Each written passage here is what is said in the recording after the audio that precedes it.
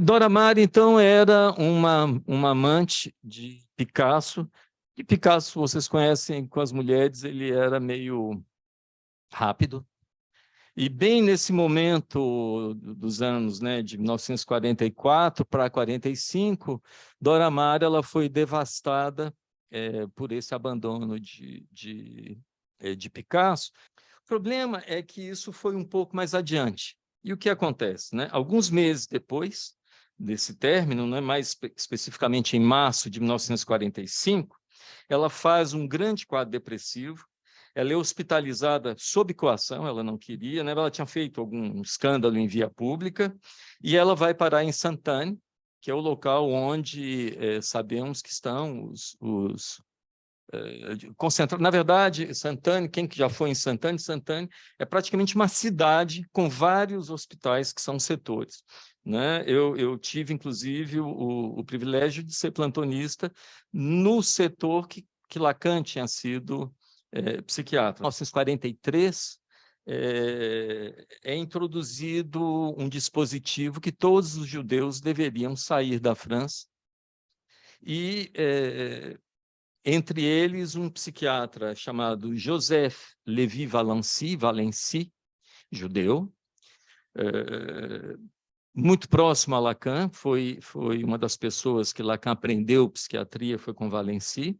E quando Lacan ele vai parar em Sainte-Anne, quando ele foi trabalhar como chefe de serviço no Hospital de Sainte-Anne, ele foi trabalhar muito influenciado pelo fato de que Valency destoava um pouco de quem tinha sido seu antigo mestre entre aspas, como vocês verão, que era Clérambault, que foi, embora Lacan diga que Clérambault é o seu mestre, mas não deixa de ter uma certa ironia, porque quando a gente conhece a história de Lacan, Lacan ele toma de Clérambault algo que é muito importante, que é o automatismo mental, mas discorda completamente de Clérambault, a ponto de Clérambault ficar furioso com Lacan. Ele, inclusive, acusou Lacan de plágio. Né? Então, eles não eram... É curioso que ele fale isso. Só que quando Lévy Valency é deportado para Auschwitz, onde ele irá morrer em 1943, e Lacan tinha ido para lá porque exatamente é uma pessoa com extrema afinidade com a psicanálise, né? Valency era da turma, digamos, de Lacan. Foi nesse momento que entra uma pessoa chamada Jean Delay, ele foi nomeado como médico interino para substituir Valency. Enquanto isso, Lacan era um dos psiquiatras do serviço, e ele fica sabendo que Dora Maar foi internada na enfermaria, então quando ele soube, ele procurou saber de Dora Maar, que ele já conhecia previamente, só que o chefe de serviço, que é a Delay, quis propor algo que era muito novo naquela época, que era um método chamado de eletrochoque, que tinha entrado em 1943 e que é uma aposta total em relegar ao cérebro e ao corpo, né, toda a fonte da psiquiatria, reiterando, então, as teorias antigas de degenerescência, por exemplo. Né? E aí acontece que Lacan ele fica tão furioso com isso que ele tenta falsificar um laudo para tirar Dora Maar de lá, e é descoberto. E quando Delay se aproxima e ele insiste muito que tinha que tirar a Dora Maar de lá, Delay insistindo, ele dá um tapa, um tabefe em Delay, que é do chefão. Né? E Delay calou a boca e despachou Dora Maar para Bonneval, onde ele encontrou o chefe do serviço, era Henriet, muito próximo a Lacan e muito mais familiarizado com a psicanálise. Por que eu, antes de chegar na infância de Lacan, eu gostaria de trazer isso? Exatamente para que vocês percebam a relação de Lacan com o desejo e com a lei, colocando que havia sempre uma transgressão. Todos os biógrafos de Lacan são unânimes em dizer que não havia nada mais perigoso que andar no carro com Lacan, porque ele não respeitava nenhum sinal vermelho. Inclusive, ele leva Heidegger, quando recebeu para conhecer a casa dele de Guitrancourt, e tem um acidente horroroso de carro. Ele podia ter morrido os dois ali, porque Lacan não queria parar em sinal vermelho. Ninguém parava Lacan. Vamos dizer, ele é um louco? Sim, todo louco, tipo Lacan. Né? Há algo de loucura, mas há algo que provoca e que inquieta. Então, eu trago esse momento de 1944 para que vocês percebam que a psicanálise, tanto para Freud, mas a psicanálise para Lacan, ela não existe, ela não existiria a psicanálise lacaniana sem influências que não vêm da psiquiatria. A psiquiatria trazia exatamente tudo que ele não queria e que ele precisava romper. Então, por exemplo, quem são os grandes mestres iniciais de Lacan? Né? Um filósofo, Spinoza, né, que foi importantíssimo para Lacan, e o dadaísmo e o primeiro surrealismo, né, onde ele vai encontrar essas figuras. Falando um pouco da juventude de Lacan, Lacan, então, ele nasceu em 13 de abril de 1901, o nome completo dele era Jacques-Marie-Émile Lacan, em uma família burguesa de classe média abastada, em 1900, ou seja, em plena efervescência da Belle Époque, naquele momento em que, né, a Europa passava por uma grande transformação, que antecedeu talvez a maior carnificina da história da humanidade, que foi a Primeira Guerra Mundial. Então, assim, sua mãe, Émile Baudry, que viveu até 1948, ou seja, Lacan fez muito do seu percurso com a mãe viva, né? Ela era filha de um ourives abastado, tinha grana, mas foi educada completamente na religião católica. Né? Enquanto o pai, Alfred, pai de Lacan, ele se ocupava mais de uma pequena empresa de vinagres que tinha do avô. É fundamental pensar, então, nisso primeiro, é que, contrariamente a Freud, o sistema religioso que organiza um pouco a vida de Lacan é a formação católica, a religião católica. Né? É muito curioso que depois o genro dele é um judeu e vai reintroduzir um pouco, Jacques Lamillère, um certo judaísmo no modo de pensar de Lacan, mas ele teve uma formação muito sólida. Então, ele estudou no Colégio Stanislas, que é um colégio parisiense católico privado melhor da época, onde ele foi aluno brilhante, né? Ele começou aos 6 anos de idade. No final da Primeira Grande Guerra, seu pai retorna da guerra, o pai tinha ido para o fronte, e aí podemos dizer que é uma primeira grande decepção de Lacan, que aquele pai amoroso da infância tinha apagado o seu olhar, provavelmente diante dos horrores que ele tinha visto na Primeira Guerra. Essa decepção que exigiu de Lacan repensar a vida, foi algo assim, digamos, que faz uma certa ruptura para ele, e principalmente faz com que ele perca totalmente a fé. E algo que é fundamental e que passa às vezes desapercebido é que em 7 de dezembro de 1922, então quando Lacan tinha 21 anos, existe em Paris uma livraria chamada Shakespeare & Co., que é uma grande tradição, né? Assim, muito melhor que ver Mona Lisa vocês irem lá quando forem a Paris, na Shakespeare & Co., que é uma livraria charmosésima perto até da Notre Dame. E ele foi lá e ele participou da primeira leitura de Ulisses de James Joyce, feita na França. Então percebam que Joyce, que vai ser fundamental para o último ensino de Lacan, não era alguém que ele conheceu. Vocês imaginam que em 1922, Joyce estava ali, né? Era um momento ali, chegando na França, e Lacan já estava presente ali, como Lacan também pôde assistir nos anos 20 ao curso de Linguística Geral de Fernand de Saussure, que foi fundamental para ele pensar a primeira teoria dele.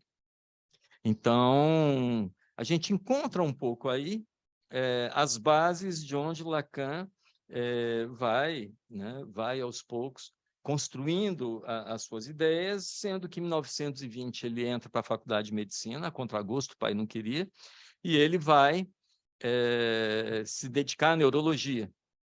Não existia psiquiatria naquela época, né? Só existia neurologia, né? E Robert Mizrahi, que é um grande estudioso de Spinoza, tradutor de Spinoza, inclusive, e que escreveu algo muito interessante sobre espírito, ele vai afirmar o seguinte, que Lacan é fiel ao projeto spinoziano de uma antropologia determinista, de um determinismo que reduz a ilusão cartesiana do livre-arbítrio à inconsciência de suas determinações, em particular de suas determinações sociais. Então, nisso ele vai prefigurar, no estudo que ele faz de Spinoza, o que vai acontecer pouco depois, que digamos assim, quando se funda o estruturalismo, principalmente a partir das relações de parentesco de Claude Lévi-Strauss, né, que identifica exatamente nesse momento de psique individual como um jogo na estrutura social ao qual né, o sujeito pertence. Ora, isso é absolutamente diferente de todas as teorias alienistas que buscavam, na teoria da degenerescência, como Kraepelin o fazia, marcar e procurar no cérebro, né, toda a causa dos distúrbios mentais. Sim. Então, Lacan encontra os alienistas mais notáveis, né, na sua época, estudando, já como residente de psiquiatria, escrevendo sua tese de doutorado, entre eles, pelo menos dois, eu acho que são importantes citar, que é René Laforgue e Minkowski, que Minkowski foi uma pessoa fundamental para Lacan, por trazer, inclusive, um pouco de uma fenomenologia que escapava completamente ao modo como se pensava a psiquiatria naquela época, né? E é também nessa época, em 28, que ele se interessa pela clínica dos distúrbios linguísticos, e ele apresenta, em 1928, um texto muito interessante, Escritos inspirados em esquizografia, né? Onde ele vai mostrar a importância de ler os escritos dos pacientes hospitalizados, tentando identificar ali, tanto gramaticalmente, como os efeitos de sentido que estavam na escrita. Por isso, esquizografia. Inclusive, esse trabalho, que é de 1900, ele é publicado em 31, nos Anais Médicos Psicológicos, foi escrito em parceria com Valancy, aquele psiquiatra que eu falei que morreria em Auschwitz depois, né? E Lacan tem uma frase que eu acho fundamental, já que a gente está falando de equívocos, e de poesia. Ele vai dizer assim, é muito curta a frase, é que, finalmente, a carta, a carta está falando de um caso específico de uma paciente, a carta é uma verdadeira arte poética, onde o doente coloca o seu estilo, né? Jacques Miller, quando ele faz a introdução desses escritos psiquiátricos, esse livro é bem recente, ele foi lançado tem um mês, né? 2 meses, eu acho. Jacques Miller, ele vai dizer o seguinte, que por que esse primeiro Lacan nos interessa, né? Vocês vão conhecer todo o Lacan do meio aqui, não vão ter muitas oportunidades. Exatamente por isso, porque é um Lacan que, desde que ele publica os primeiros trabalhos, ele está preocupado com a unicidade do caso, com o caso único. Então, ele vai descrever como o caso Aimé, que é um caso paradigmático, que é o caso que ele, digamos, talvez coloque ali a grande ruptura com um certo organodinamismo, e vai realmente... Aí ele encontra a leitura de Freud em 1928, né? E depois ele chegou, inclusive, a traduzir textos de Freud na época. Até hoje não existe obras completas de Freud em francês. Reza a lenda que é um pouco... o obstáculo foi da princesa Marie Bonaparte, que era praticamente a única psicanalista mulher na França, né, nos anos 30, 40, e que não gostava muito de Ernest Jones, que foi a pessoa que organizou as obras completas. Então, a gente tem as obras esparsas, né, em vários livros lá na França. Mas vai dizer isso também, é que o que ele mais traz, e que é importante, é a função, segundo Miller, falando de Lacan, da atipicidade do caso, ou seja, não interessa para ele por que o caso é típico, uma esquizofrenia típica. Ele vai sempre buscar o que na esquizofrenia é atípico. Isso muda, por exemplo, o modo como é feita a entrevista de pacientes. Na época, por exemplo, de Bloiler, na época dos grandes psiquiatras franceses, que Freud também assistia, onde o psiquiatra ele colocava o quê?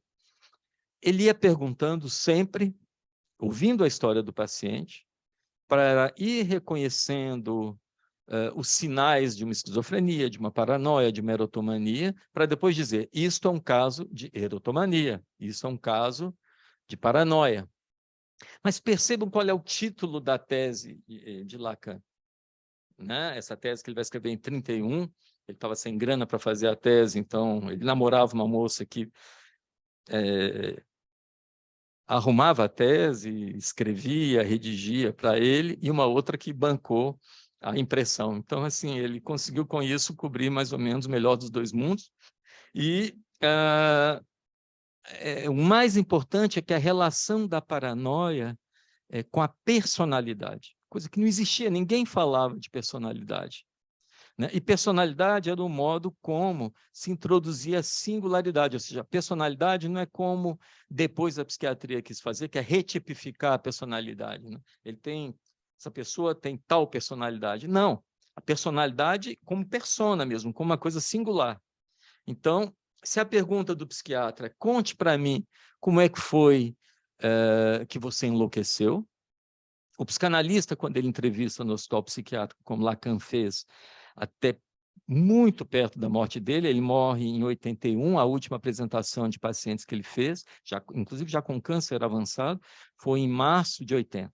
Então, vocês veem que ele levou as apresentações de paciente por anos em Santana. É bacana quando você dá um efeito bacana, assim, eu fui interno ali em Santana também, né, estava no lugar que a gente chama Salle de Garde, estava comendo, já estava interessado por Lacan, já fazia análise em Paris, né? Jovem psiquiatra. Aí, de repente, um dia eu vejo uma plaquinha assim, bem pequenininha, nessa sala que Jacques Lacan fazia todas as suas refeições e que ficava ali. Aí dá um sentimento meio de proximidade simbólica, que eu acho que é muito importante. A mesma coisa aconteceu quando eu fui na Salpêtrière, assisti uma conferência e vi a placa lá dizendo, nesta sala Freud assistia os cursos dele no período que ele estava, né, estagiando na Salpêtrière. Ou seja, isso tudo é para mostrar para vocês, então, um pouco, que muito cedo Lacan ele se destaca dos seus pares. E é graças a Lacan, para eu concluir essa parte, que o modo como o psicanalista entrevista o paciente, que ali publicamente, vai ser bem diferente. Ele vai chegar, ele vai ouvir longamente, 1 hora, houve entrevistas, relatos de 2 horas. Eu pude assistir em Santana algumas entrevistas que me marcaram muito, assisti as entrevistas de Henrique Laurent e o serviço de Françoise Gorrog, que era uma pessoa que tinha uma psiquiatra lá, e a pergunta é sempre o contrário, ele ouve, para chegar depois e dizer o seguinte, pacientes internados, né? Eu não quero saber como é que você enlouqueceu, eu quero saber qual era o truque que você fazia para não ter enlouquecido antes. Como é que você conseguiu não ficar louco? Qual é seu truque? Né? Qual era a gambiarra que você fazia e que funcionava? Depois ele vai transformar, a palavra gambiarra não existe, mas ele vai trazer para esse truque nomes como suplência, que eu acho que a gente vai estudar aqui, vai trazer como santome com TH, que eu sei que também vai ser colocado aqui, ou seja, as diversas formas com que cada um vai lidar com a sua loucura, que não pode ser medida a partir do outro. Então, para que esse passo lacaniano pudesse ser feito, ele tinha que matar o outro da clínica. Senão, sempre a medida de cada paciente seria o que o outro diz. Como aconteceu, por exemplo, com o grande desvio da psicanálise, do qual Lacan foi tão ferozmente contra, que ele acabou sendo expulso. Aliás, é mais uma coisa que aproxima ele de Spinoza, que ambos foram excomungados, né, de uma certa, por maneiras diferentes, mas ambos foram excomungados. Ficou horrível, está friaço. Eu prefiro água. Mas o mais importante é exatamente que o modo como ele vai matar o outro é mostrar que existem seres falantes que estão ali na nossa frente, que não respondem à unicidade desse outro, que só é garantida graças a um conceito que se chama nome do Pai. Né? Nome do Pai, para ficar um pouco mais acessível àqueles que não conhecem, é muito simples. O nome do Pai não é o nome do meu pai, ou o nome do pai de vocês. Embora sempre passa na nossa neurose um pouco pelos nomes do pai. Eu precisei fazer 1 ano de análise quando eu era jovem, primeira vez que faço análise, só depois de 1 ano eu descobri que o meu analista tinha o nome de meu pai. Isso é que é negação, né? Eu não percebia isso de jeito nenhum. Um belo dia, depois de 1 ano, já tendo matado meu pai, ressuscitado meu pai, eu paro e falo assim, nossa, você tem o nome de meu pai. Obviamente, ele cortou a sessão, quase me decapitando, expulsou, e aquilo produziu os efeitos que tinha que produzir. Mas o nome do pai é no sentido, podemos até aproximá-lo um pouco, para facilitar para vocês, do que seria Deus. Ou, se vocês vão na metapsicologia, num artigo do inconsciente, ao próprio inconsciente. Então, vou explicar isso. Gerard de Nerval, que é um poeta francês que eu gosto muito, ele era um pouco depressivo, mas ele escrevia muito sobre a depressão. Não deu muito certo porque ele acabou se matando, mas ele tem uma frase que eu gosto muito. Não, isso é para mostrar que a escrita não é uma promessa de salvar ninguém da vida. A arte até um pouco mais, porque a quantidade de escritores que morrem, que se matam, é muito grande. Né? Desde né, a gente vai ter Virginia Woolf, Ana Cristina César, a gente vai ter inúmeros personagens, né, escritores, inclusive algo que eu estou estudando agora, que foi uma grande tentativa de suicídio fracassada, mas que deixou uma carta interessantíssima de Baudelaire aos 24 anos. Ele foi morrer aos 48, mas ele tentou se matar com uma tesoura, assim, enfiando a tesoura. O psiquiatra disse que era piti, e que ele queria só entrar para a celebridade. Isso é o que diz o psiquiatra. Eu tenho um primo que é um dos grandes especialistas de Baudelaire, eu estava com ele esse fim de semana aqui no Brasil, né, ele conversando um pouco sobre esses episódios. Ora, mas quando a gente pensa, então, como diz Nerval, que depressão é uma estranha doença que faz a gente ver a vida como ela é. Ou seja, é muito difícil a gente ver a vida sem nenhum filtro e não deprimir. Eu tenho, por exemplo, uma história que sempre me chamou a atenção. Aconteceu, eu estava no hotel, eu estava no exterior, em algum lugar, e estava assistindo uma entrevista na BBC, essas coisas que você liga assim, assistindo, de uma história muito interessante, sempre me marcou essa história. Eu quis outro dia buscar essa entrevista, se perdeu no tempo, que é a história de um sujeito que morava numa pequena ilha, onde seus pais moraram, sua mulher morava, seus filhos moravam, o seu negócio era ali, onde ele jogava cartas, onde ele tinha toda a sua rede social, e um belo dia ele sai da ilha, assim, vai mais adiante, não muitos quilômetros, para comprar algumas coisas para o comércio da família.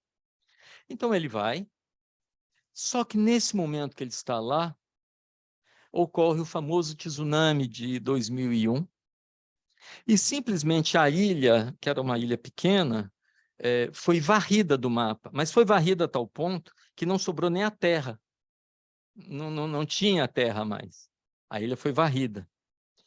Então, a gente percebe, quase que como Kierkegaard dizia assim, essa palavra desrelicção, é o ponto mais alto, talvez, de desconexão, de estar solto no mundo que alguém pode chegar. Ele não podia enterrar seus... Ele não tinha uma foto dos familiares para se lembrar mais. Ele não tinha mais nada. Então, quando a gente sai assim, vai do lado, né? A ponto de, em algum momento, eles perguntar: quem está morto? Será que são eles ou será que sou eu que morri? Porque eu perdi absolutamente tudo. Mas o que mais me chamou a atenção, a entrevista estava indo por um caminho meio, né, assim, até tenso e difícil, foi que ele diz o seguinte: não, mas eu encontrei a paz. Porque finalmente eu entendi que se tudo isso aconteceu é porque Deus tem um projeto para mim e Deus está cuidando de mim. Então ele fez isso por alguma missão. Ou seja, isso mostra que ali mesmo, onde o mundo se escancara, na maior falta de sentido e lógica, entra o nome do Pai, no sentido de que para dar algum sentido.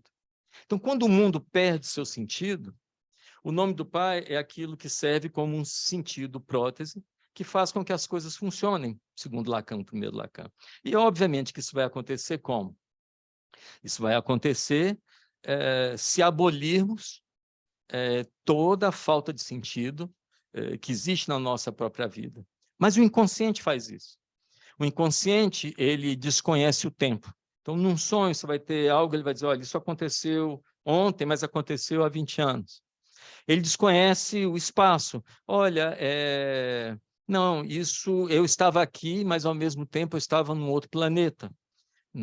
Era meu tio, mas ao mesmo tempo era uma xícara. Ou, a lá Lewis Carroll, é do sorriso do gato de Alice sem o gato. Não é? Ou seja, o inconsciente é, então, uma grande fonte de equívocos. Os equívocos se passam no inconsciente. Não é? E, nesse sentido, vocês vão entender que não foi muita forçação de barra nos anos 60, 50 para 60, Lacan dizer uma frase um pouco blasfêmica de que Deus é inconsciente.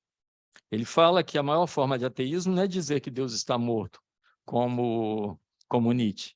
É dizer, Deus é inconsciente. Ou seja, é aquela máquina que nós nos apoiamos quando a vida vai começando a nos mostrar escancaradamente que as coisas não fazem muito sentido. Mas tem pessoas que não podem contar com isso. Né? É um termo que Lacan conceitua a partir dos anos 50, 1953, como fora-aclusão do nome do Pai. Fora-aclusão é um termo para dizer da ineficácia que o sujeito vai ter de encontrar algo que faça com que as coisas tenham sentido. Então, ele, enquanto as coisas fazem sentido apoiadas no nome do Pai, é aquilo que eu digo, é o outro que me dá esses sentidos. Né? Que diz o que pode, o que não pode. Coloca, por exemplo, que a mãe digamos assim, um objeto interdito, interditado, então tudo isso vem do outro.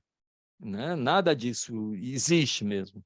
Os equívocos são muito grandes, né? Porque o outro engana a gente o tempo inteiro e a gente confia muito no outro. Por exemplo, Jacques Lamillard, quando ele vai falar um pouco, essa frase que vai ser o tema do próximo congresso em Paris, de psicanálise, né? da Associação Mundial de Psicanálise, todo mundo delira, para colocar exatamente que a palavra que vem do outro, nós não nascemos com as palavras, não nascemos com os conceitos.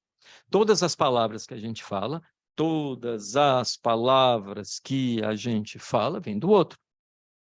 Não é isso? É muito difícil a gente, quando vai em análise, a gente responder a pergunta implícita que todo psicanalista faz quando alguém vai fazer análise com a gente. Não é que a gente não pergunte dessa maneira, às vezes pergunta. A gente pergunta, quem é você? Aí a pessoa vai começar a responder, eu sou Marcelo. Não, você não é Marcelo. Marcelo é um nome que foi dado pelo outro. Eu sou médico. Não, você não é médico. A prova disso é que você fizer uma besteira e vão tirar o seu título, você vai ser cassado e você vai continuar existindo. Né? Aí vocês vão entender um pouco a frase da música Ideologia, do Cazuza, que diz assim: eu vou pagar a conta do analista para nunca mais saber quem eu sou. Porque cada vez que a gente vai tentando entender quem a gente é, mais a gente descobre o que é que o outro diz de nós, fez de nós. Nos ensinou a falar, nos ensinou o que é certo, o que é errado. Né? Aqui pode, aqui não pode, não faça isso, não faça aquilo. Nos ensina mentiras, que para mim aí a gente começa a entrar numa outra variedade do equívoco, que é a mentira. Por exemplo, é o outro, não foi Freud que criou essa ideia maluca de que a mãe tinha um pênis e que perdeu o pênis, e que agora ela quer um que ela nunca teve, porque ela perdeu. Só doido, né, para pensar um negócio desse, né? Quando, na verdade, ela nunca perdeu nada, porque ela nunca foi privada, ela é privada, ela nunca foi castrada. Isso é um conto da carochinha, a castração. Né? É algo que vem do outro, né? Que vai nos ensinando um pouco a entender as leis, as proibições, os valores a partir do outro. Poxa, então fica difícil, que aí não dá para responder quem eu sou. Né? Mas temos que responder.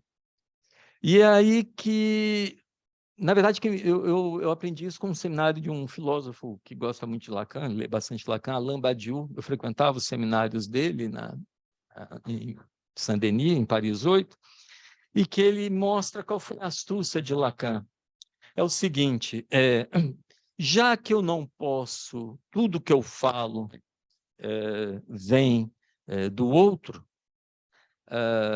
vamos inverter a pergunta. Então, o que vai embora comigo quando eu morro? Ah, é uma pergunta, como se diz em francês, pas bête, não é nem um pouquinho boba essa pergunta, ela é legal. Por quê? Porque a gente vai descobrir que toda comida que a gente pode comer vem do outro. Todas as palavras que a gente pode falar vêm do outro. Todos os filmes que a gente pode assistir vêm do outro. Toda a poesia que a gente pode ler vem do outro e vai para o outro. Porque assim, eu como e a minha merda é devolvida para o outro, como a gente aprende com Freud na fase anal. Né? O que morre comigo é que toda comida vem do outro, mas o comer morre comigo. Todas as palavras vêm do outro, mas o dizer morre comigo. Tudo que eu posso olhar vem do outro, mas o olhar morre comigo. Ou seja, nós vamos perceber que aquilo que define o nosso ser não vai ter como predicado o objeto, os objetos da vida, que são tantos objetos, né? Freud teoriza isso como os objetos, primeiro da libido, depois do dispositivo pulsional, mas é que, no fundo, o que define a nossa existência é que só nós temos e que morre com a gente, é o gozar. Então, nós somos seres de gozo, que é a única coisa que morre com a gente. E esse gozo, claro, ele é feito a partir dos objetos. Então, eu morro, a comida fica, mas o gozo não está nem no meu corpo e nem na comida. O meu gozo está no modo como eu vou saborear aquela comida. Né? Aquele prazer que eu tenho ali de desfrutar daquilo. E isso se vai, né, comigo. Isso é uma experiência única que morre com a gente. Por isso que eu gosto de inverter essa fórmula. Eu até escrevi recentemente sobre isso, de que, no fundo, quando alguém morre, quando a gente perde alguém querido, e que a gente sofre porque perdeu alguém querido, no fundo, nós sofremos por não mais podermos ser a falta dessa pessoa, aquilo que falta a ela. Né? Quando morre um amante, né, o que está vivo vai dizer, mas eu era a falta dessa pessoa. Ela sentia falta de mim. Então, no fundo, a dor, o luto, é a nossa incapacidade de pensar um pouco o outro, porque a gente só pode pensar a partir de uma experiência de gozo, inclusive o luto. Por isso que o luto, a melancolia, os estados depressivos, é claro, só existem porque existe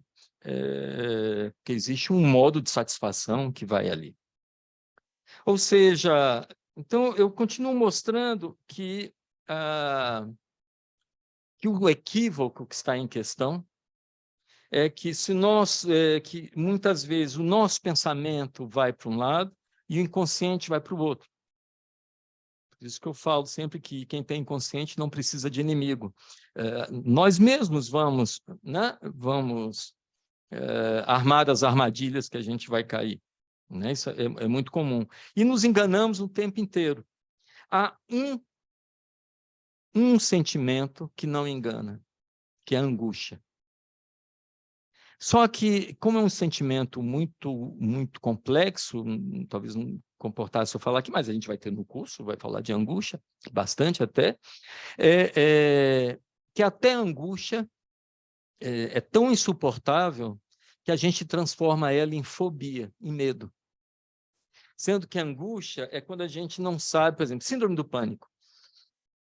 Que agora era angústia, né? Agora o nome é mais chique, porque, claro, depois que vira a síndrome do pânico, digamos, quando a pessoa chegava assim, eu sofro de angústia, aí você dava Kierkegaard, você dava talvez o livro de Valdomiro, né? A gente ia tratar a angústia, Spinoza, mas na hora que a angústia vira a síndrome do pânico, pimba, é só antidepressivo né, e benzodiazepínicos.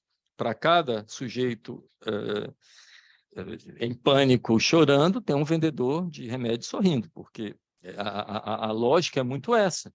Mas pensemos, deixemos um pouco a angústia. Por que a fobia já nos engana? A fobia é um modo da gente tentar driblar a angústia. Tem outros, mas eu vou pegar a questão da fobia. Porque a fobia, eu transformo aquilo que eu não, por exemplo, qual é a característica talvez maior de quem tem síndrome do pânico? É que não sabe para onde ir.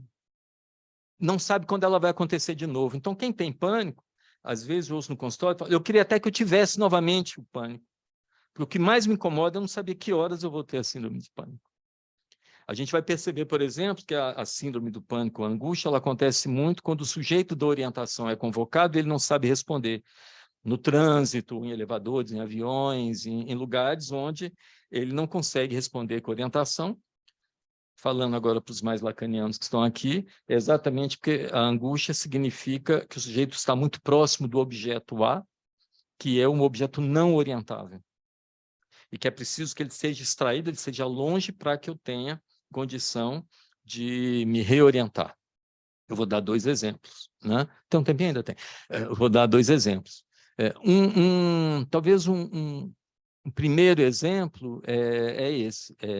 Tem um caso Hans, mas é que se eu tenho fobia, por exemplo, de ladrões aqui na rua, eu não vou para a rua, porque eu tenho medo. Eles estão lá, não é? Se é de um cachorro, eu corro do cachorro. Ou seja, a fobia nos permite dar no pé, foutre le camp, né? Tirar o corpo fora. Contrário da angústia, que a gente não sabe por onde vai. Outro exemplo, o sujeito que, por anos a fio, nadava no Porto da Barra. São exemplos cotidianos, né, nossos. Mas um belo dia a água no Porto da Barra estava muito clara, muito límpida. E ele estava nadando ali com o óculos dele, nadando, e achando que maravilha, essa água está completamente transparente. Tão transparente que dá para eu ver até o fundo. E aí ele foi nadando e viajando de que, olha, se ela é tão transparente, pode estar passando um tubarão que eu nado aqui há 15 anos, nunca vi, e ele vai estar ali. E pode estar tendo uma arraia ali ou uma água-viva ali, porque a água ficou transparente demais. Ele quase morre afogado, do jeito que sabia nadar. Ele perdeu completamente a orientação, porque ele perdeu a sustentação dele e entrou em desespero. O que é que salva esse sujeito? Uma coisa muito interessante. O que salvou ele foi que talvez ou um pescador ou alguém essa puta velha que está ali há muito tempo, já sabe quando tem gente que está se afogando ou não, e começou a gritar para ele começou a ouvir aquilo assim, olhe para mim, e começou a gritar, nade até, né? Venha aqui para mim, venha, não pense em nada, olhe para mim. Ou seja, então ele só fez aquilo, ele só pensou na voz daquele sujeito gritando para ele, e aí ele conseguiu recobrar e voltar a nadar. O que que foi esse grito que veio de fora? Esse grito funcionou como objeto fora do corpo. Se tivesse no corpo, dava angústia. Como ele passou a ser objeto voz fora, ele pôde se recentrar o corpo dele a partir desse objeto fora. Eu ia dar dois, vou dar um terceiro exemplo. Um menino de seus 5, 6 anos, brincando no lugar, de repente ele sente um prurido no ânus, e ele começa, bota a mão e vai coçando o ânus, e aí, de repente, ele tem uma visão do horror.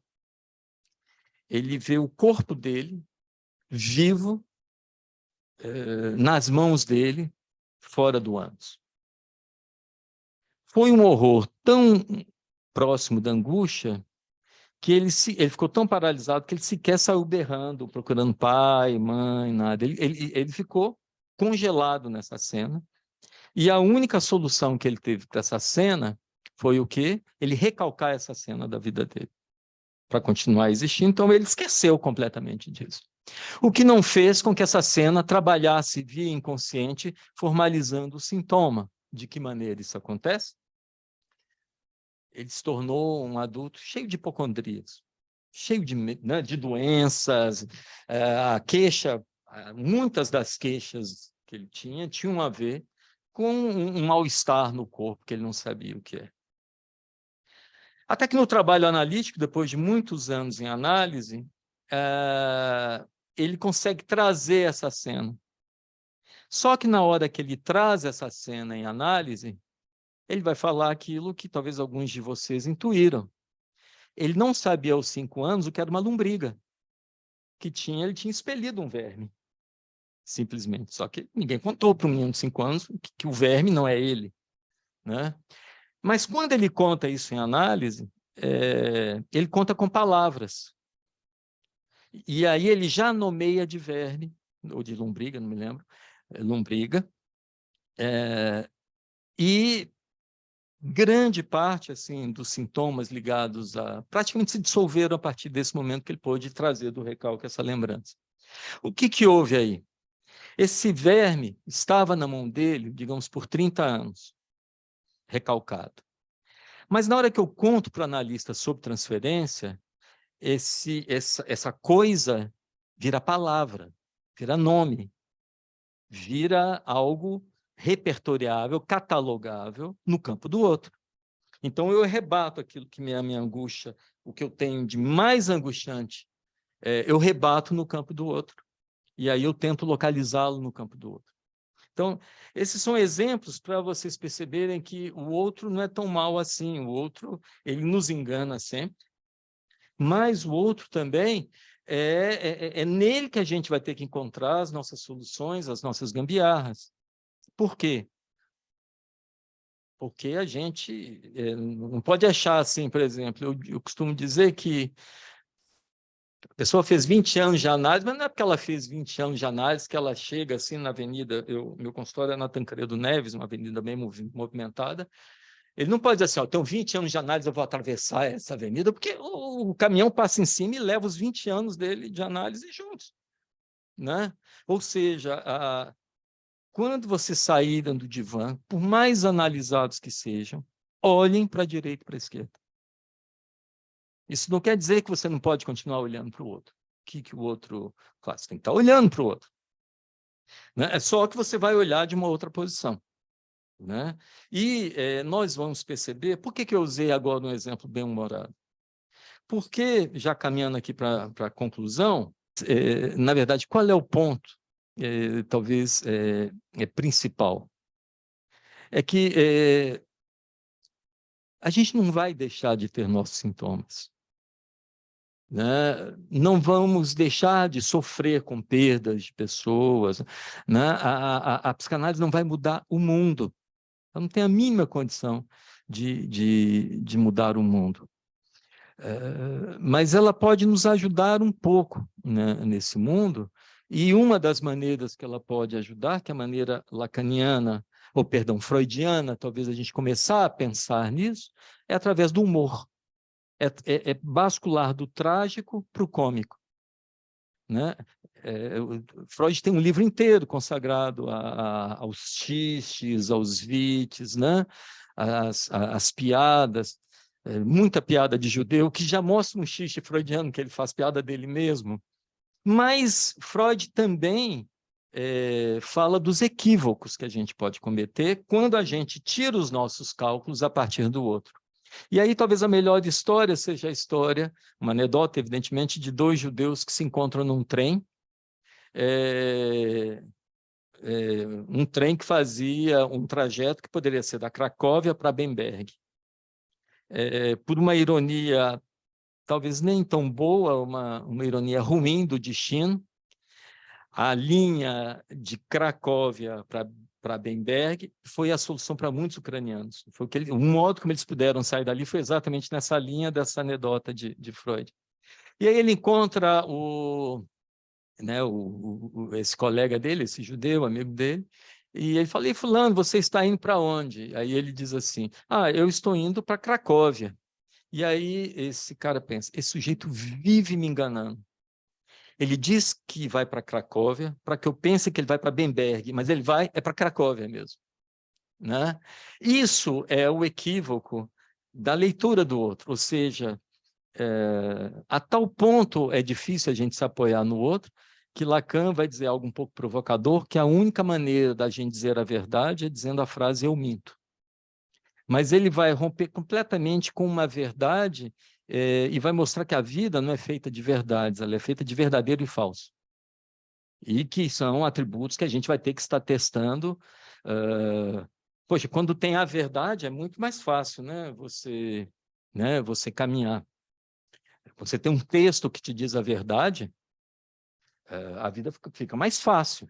Mas quando você não tem o texto da verdade, e você tem que estar permanentemente julgando se é verdadeiro ou falso, é claro que isso dá uma certa exaustão. É claro que isso é muito mais difícil, né? Muito mais complexo. É de tal forma complexo que aí eu vou concluir trazendo o seguinte, que se Freud ele vai pelo Witz, Lacan ele vai pela poesia. Essa poesia, essa arte poética que está aqui desde 1928, cada vez mais ele vai evoluindo isso, até chegar em 1976, o título de seu seminário, que é um título...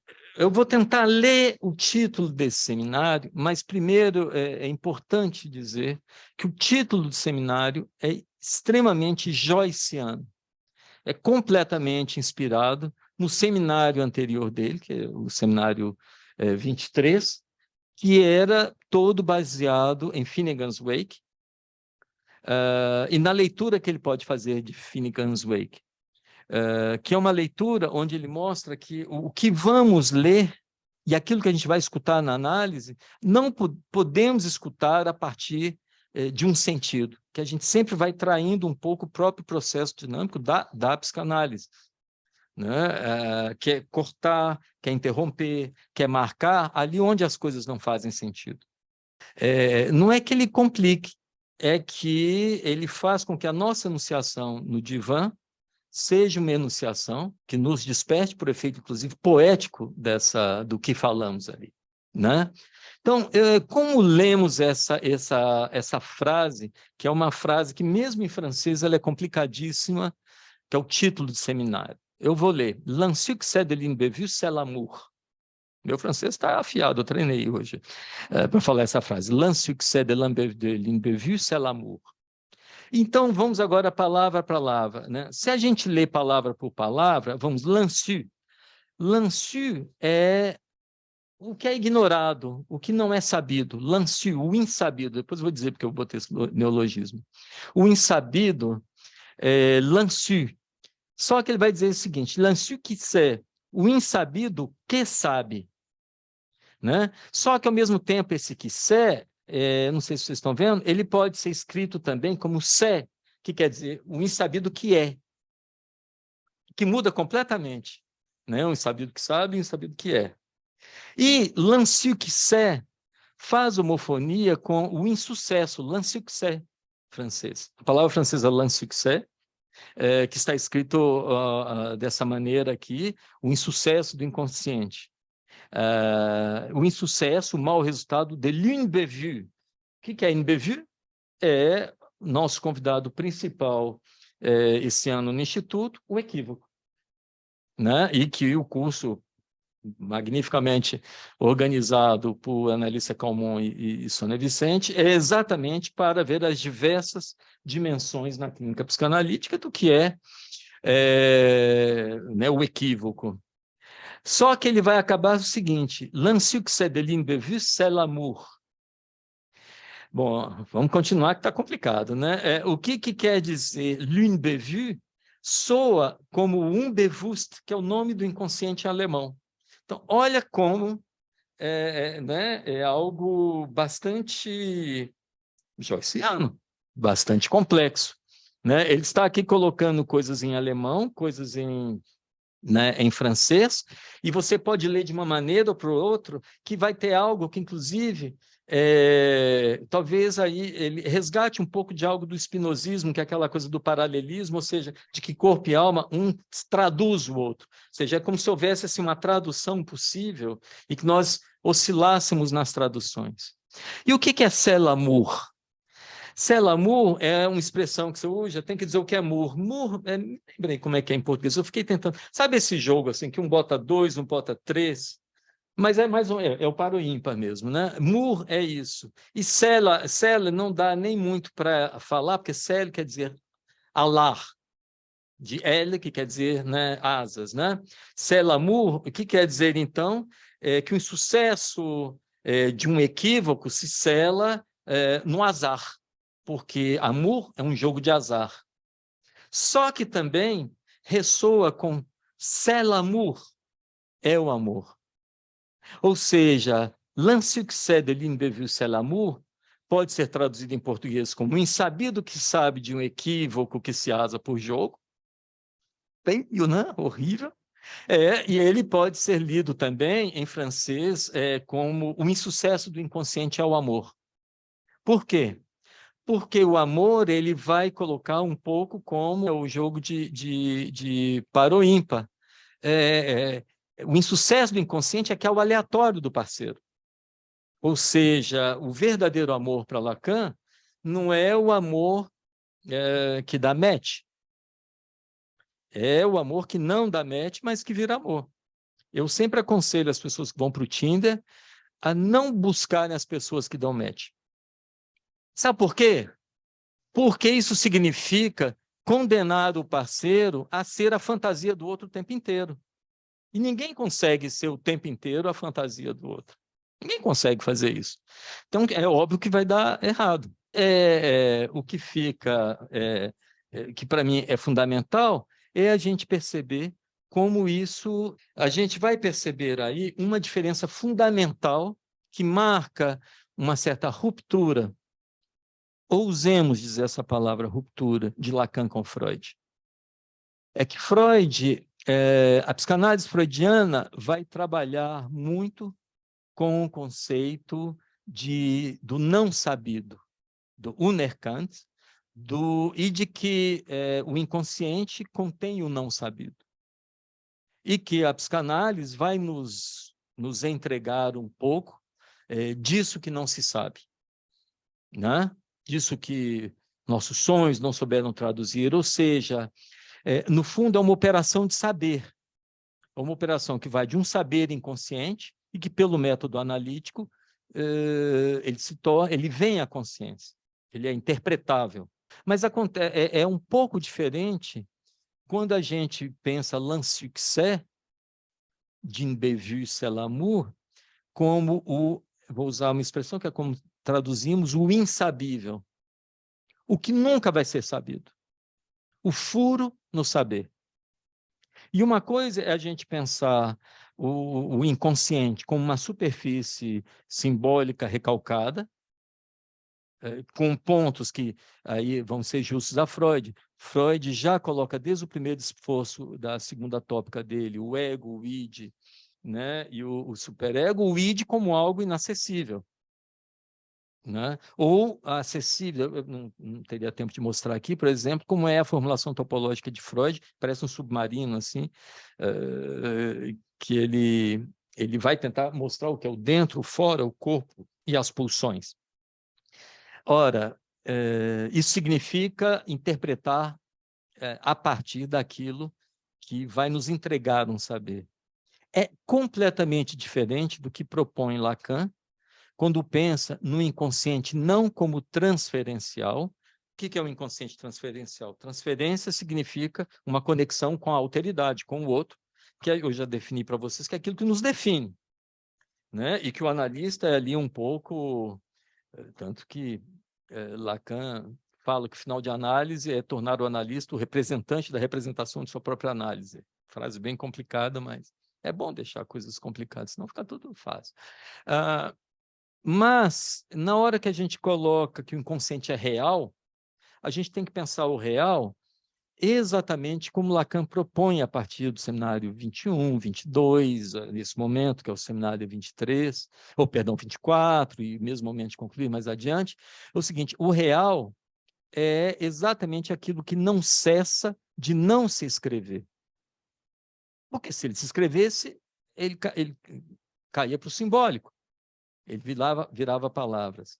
Então, é um real a tal ponto que Lacan vai dizer uma fórmula fundamental, que é o sentido é o outro do real. L'essence, c'est l'autre du réel.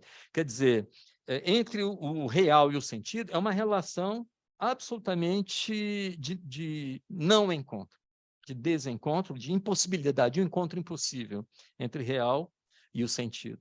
Então, isso significa que a análise lacaniana ela tem que nos conduzir para esse inconsciente real, que é o inconsciente da falta de sentido. Aí vocês vão dizer, então tá ruim, aí eu vou acabar precisando acreditar em Deus, porque se o mundo não tem sentido, como é que eu vou, né? Como é que eu vou acreditar? É aí que ele entra, ele vai mostrar algo, e vai ser a última coisa que eu vou mostrar. Sabemos que Lacan ele vai trabalhar com a noção do real, aquilo que é impossível de sabermos, do simbólico, que são as palavras que vêm do outro, e o efeito dessas palavras no real, do encontro do real, desse real insondável, ejeta algo que é o corpo. Então, o imaginário, esse amarelo aqui, eu levo vocês a considerar isso no último ensino de Lacan, o imaginário é o corpo. Lacan diz isso no seminário 23. Não é o corpo do estádio do espelho, não. É o corpo como a única possibilidade da gente conseguir se sustentar. Por quê? Porque a gente não pode se sustentar no real. Ninguém consegue. Temos que olhar para a direita ou para a esquerda. Né? Mas a gente não pode mais se sustentar no simbólico, porque houve um fracasso do simbólico quando houve a pluralização dos nomes do pai. E Lacan sai da ideia de que o nome do pai que organiza tudo, para dizer que não, o nome do pai nos dá um semblante de que a gente está se entendendo aqui. Se a gente está fingindo que está se entendendo, é porque, digamos, há uma ordem, um sentido que a gente, num ato de fé é meio forte, de crença, acreditamos que faça sentido. Crença no outro. Então, a gente não pode se fiar muito no simbólico. A gente já viu que o simbólico engana, diz que vai para Cracóvia, vai para Bemberg. A gente sabe que o real não dá condições, então só sobra para a gente o corpo. É por isso que as pessoas têm que parar de achar que a psicanálise é daqui para cima, e talvez venha aí uma certa divisão, um afastamento de Spinoza, porque não se trata mais de um paralelismo, né, digamos, mente-corpo, alma e corpo, mas a síntese no corpo daquilo que permite que o sujeito se sustente como corpo, que se chama sintoma, com TH, que é aquilo que vai tentar manter juntos esses laços no momento em que o simbólico fracassa, que é exatamente isso que aparece no seminário 23. Nós temos isso aqui, olha, eu convido a vocês a pensar que esse duplo aqui vocês estão vendo um azul, não é? Na verdade, para ficar mais bonitinho, eu deveria ter feito esse amarelo, mas tudo bem, isso aqui é Lacan que escreveu assim. Ou seja, nós temos aqui o real, insensato, que a gente não consegue calcular, mas que só existimos porque há algo do real. A existência, é claro que ela é real, embora não possamos falar dela, por isso que Lacan vai chamar de existência, vai usar um trocadilho. E aí nós temos o que seria aqui o azul, o simbólico, que seria o modo como a gente tentaria se conectar com o imaginário que é o corpo. Mas como o simbólico fracassa, porque não há o nome do pai que faça isso ficar redondinho, nós precisamos colocar algo no simbólico, mas que não faz parte do sentido comum. E isso vai aparecer tanto na filosofia, como aqui. Esse verde, então, podemos pensar nele como sintoma, sintoma com TH, que é simplesmente aquilo que, na falta do nome do pai, vai dar um sentido na vida. Ao introduzir no sentido a falta de sentido. Por exemplo, a gente pode pensar isso, Miller gosta muito de citar Saul Kripke, quando ele fala da lógica dos nomes próprios. Ou seja, um nome próprio é algo que escapa à cadeia significante. Nome próprio. Né? Ou seja, o nome próprio que interessa a psicanálise não é o nome que meu pai me deu, que minha mãe me deu. Isso não é o nome próprio para Lacan. O nome próprio é o nome que permite que, a partir desse nome, de um símbolo, que não é significante, ou seja, não é algo que representa algo para outro significante, é algo que está aí e que dá uma certa consistência possível a que o simbólico exista. Ou seja, eu acho muito complicado a gente prescindir da verdade, prescindir de Deus, prescindir do nome do Pai e ficar à deriva. Né? Então, uma psicanálise ela vai mostrar que o sintoma que é preciso formar, a gambiarra, aí um nome bom, essa gambiarra que nós vamos colocar, ela tem que ser inventada numa experiência de análise. E quando estivermos, então, com esse sintoma com TH, com essa gambiarra eficaz, nós podemos dizer, então, que encontramos algo que não vai nos dar equívoco. Nós, finalmente, saímos do campo do equívoco. Bom, era mais ou menos o que eu queria falar. Obrigada, Marcelo. Eu costumo dizer, usando uma frase do Charlie Brown, quando a gente encontra todas as respostas, a vida vem e muda todas as perguntas.